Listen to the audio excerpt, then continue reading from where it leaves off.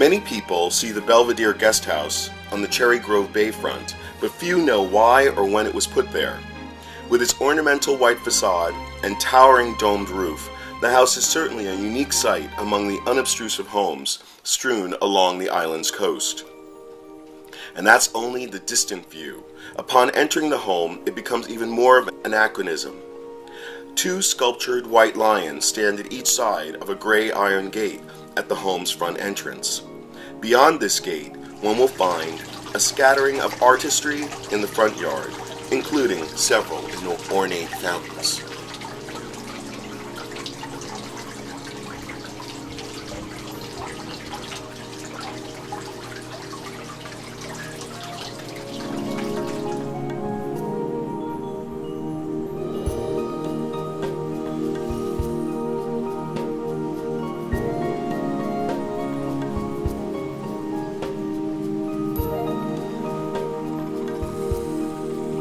It is a residence like no other in the New World, a recreated vision of grandeur rising above the willows on the bayfront like a Venetian mirage. Only in Cherry Grove could a palace of its opulence and splendor exist and be appreciated for what it is, an evocation of gaudy, bygone days when wealth and pleasure in lush surroundings set the mood for a midsummer romance. The house is called the Belvedere, and for good reason. According to John Eberhardt, the designer and builder of the mansion, a belvedere is a summery getaway. Literally, a belvedere is a beautiful view, and the cupola or dome atop the building certainly commands an inspiring panorama of the bay, the ocean, and the rooftops of the community.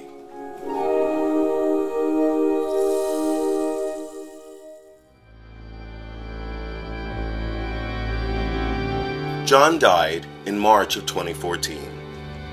A designer and scenery painter by trade, he constructed this architectural fantasy in 1957. But the home evokes a sense of history and feels much older than that. Many of the fixtures and artifacts are, in fact, centuries old. Most of the things in the Belvedere was salvaged from the glamorous wreckage of beautiful homes in Newport, Rhode Island, and from estates on Long Island. In the 50s, there was no real interest in architectural beauty, and homes were ripped down for no reason, Eberhardt explained. Busts and statues in the classic Greek and Roman tradition peer from every legend corner. Eberhardt himself did much of the casting, but some of the pieces are authentic terracotta dating back to the Middle Ages. The effect is very over the top. Eberhardt built the Belvedere with only 3 helpers in the course of one summer. The basic materials had cost about $6,000 back then, he recalled, adding that they would probably cost in the millions today. He also did most of the home's detailed artwork, including the exterior's white ornamentation, which is the most visible feature of the house to the distant onlooker. Most people wouldn't care to do all this detailed work, explained Eberhardt as he points around his living room ceiling. Lining its perimeter were rows of small wooden squares, which he cut and painted himself. He also pointed out the home's finials, things that could only be described as decorative knobs. Eberhardt made about 40 of them, all of them duplicates, and scattered them about the exterior of the house. Those were the biggest pains, he said, kidding. I made the one sculpture, made a mold of it, and then cast all the others. There are 30 rooms in all, some named and all unique. There's the painted room, the gold room, the seasons room, the water room. There's even a hidden room, said Eberhardt in a recent interview, as he points above the balcony to a painted wall with a doorknob on it. You can't find that door when you're drunk, says John. So you have to back down the wall and feel for the knob.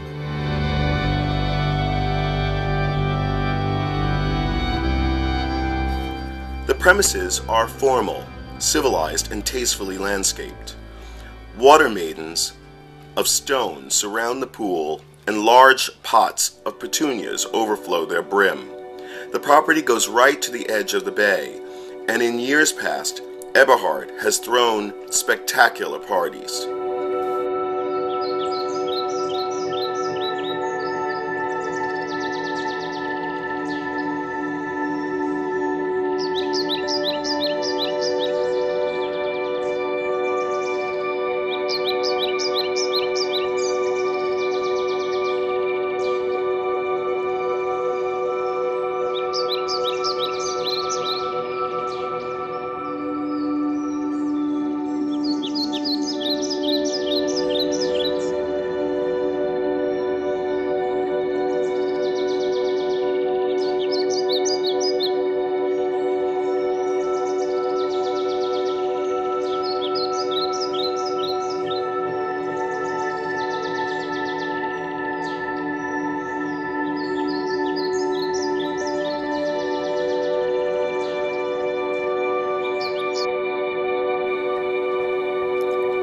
John once said, "I want this to be a fantasy place for people," and I think it is for most people that stay here.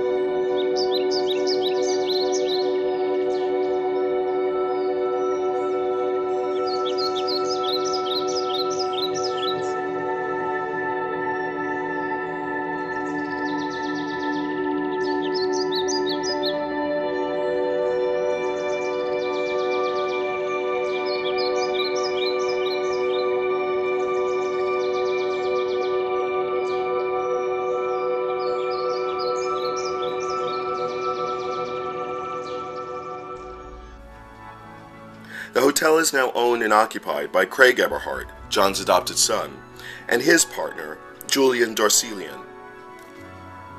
The Belvedere takes reservations online starting in January and sells out during the party weekends in the summer.